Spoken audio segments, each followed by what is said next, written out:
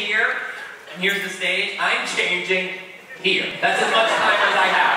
That's as far as I can go. And I wasn't really watching him. Yeah, I was watching the Indianapolis 500 thing, and like clockwork. I mean, it was like, it was really amazing. And we're doing it. I mean, if I can tell you, we've got bodysuit, clothes, shoes, any of those, earrings, teeth, wig, glasses. Now, it's just a really cool, technically proficient transformation, and it's all about my dressers. I have these amazing dressers who are, yeah, it's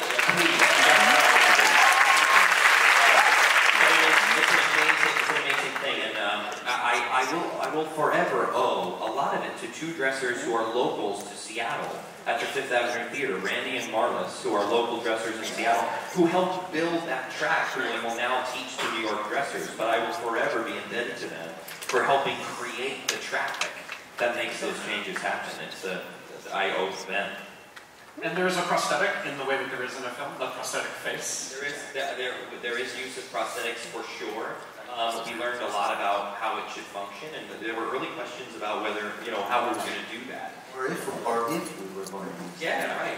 Because what's possible without, without taking the time with adhesive and, what normally requires, it's not like Shrek where we can get into a prosthetic before the show starts and then stay in it for the evening. I've got to be in and out of it in 18 seconds. I asked you this before we came on, but I think it's a fun answer. As I asked you, well, can you have makeup on as Daniel, put the Mrs. Doubtfire face on, and then take it off again and still have makeup on? It won't last long, I'll tell you that much. Because I am sweating.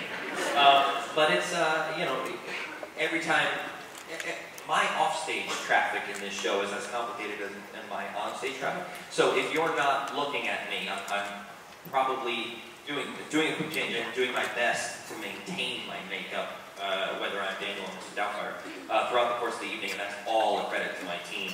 This Victoria Tinsman, who is also my wig and face and teeth and makeup person. She's been really instrumental in helping with maintain my face, regardless of which character I'm playing. And part of that, for Jerry and Lauren, I imagine there must have been moments where, we need another 30 seconds here, or 2 minutes, or whatever, to cover Rob getting in and out of whatever he needs to get in and out of. That's when I would say, right did something. I need 10 more now. Yeah, yes, we did. There were several times when we had to figure out how to fill a few seconds of change. I remember it was really a wonderful compliment because there was a moment where you were like, can he enter sooner? And I said, I'm changing. And you had forgotten that we're two, Mrs. Doubtfire and me are the same person. Why isn't Daniel entering sooner? Because I'm changing. Oh, you just entered as Mrs. Doubtfire. You just entered as Mrs. Doubtfire. But it is, it never happened. In tech. You remember the day you're like, I'm forgetting that you're two different. Yeah, no, it would definitely happen in tech. He would be in Mrs. Doubtfire all day, and like you lose Rob, so then I miss your face. Walking to dinner afterwards. There you are. There you are. When we began, I was convinced or determined to avoid prosthetics if we could. And, because I thought they would be cumbersome, they would look false, they would slow us down, it would be clumsy. But then I realized that not only were they able to be manufactured well, but it was critically important when Rob, as Mrs. Doubtfire, looked into Miranda's face or his children's faces, that there'd be no way that they could possibly recognize Daniel. And without the prosthetic, it begged the question a little bit. With the prosthetic on, there was no question that Miranda could be staring right into Mrs. Doubtfire's face and not know she was staring into the face of In Seattle, did anything go horrifically, hilariously wrong with that transition on stage? Hallelujah, no. I mean, there were, sorry. I didn't mean to curse it. No, I will say there was one time where a zipper broke. And I had to sort of like hold my suit closed on the floor. Yes.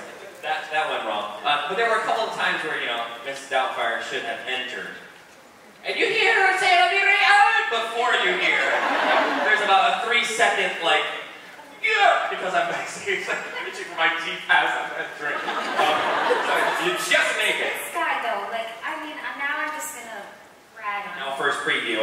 go wrong. No, I mean, really, everybody, spit over your left shoulder, whatever you have to do. But he just makes it work. He like when you were asking, oh, did we have to write? Did they have to extend time or write? Not often, because like I've never worked with an actor as game as Rob McClure. Like he's just so willing to make it work, and the whole show owes a whole lot to that.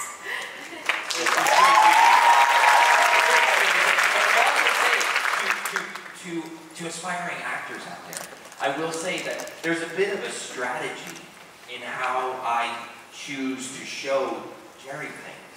Because like the prosthetic, if I know that he has concerns about the prosthetic being cumbersome and not working properly and holding us up, if we have to wait for it, story-wise, we got to keep the pace high.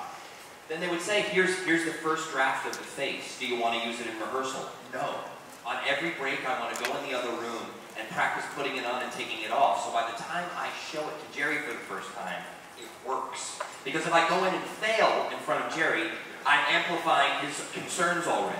So there's a certain amount as an actor that you can get a read on what the concerns are and do your best to assuage those concerns before you show it to them. It's called protecting the possibility of a happy ending. That's it. Figure out what you want to have happen and make sure, because you only have one chance to make a first impression. Yeah. So, smart. Well done.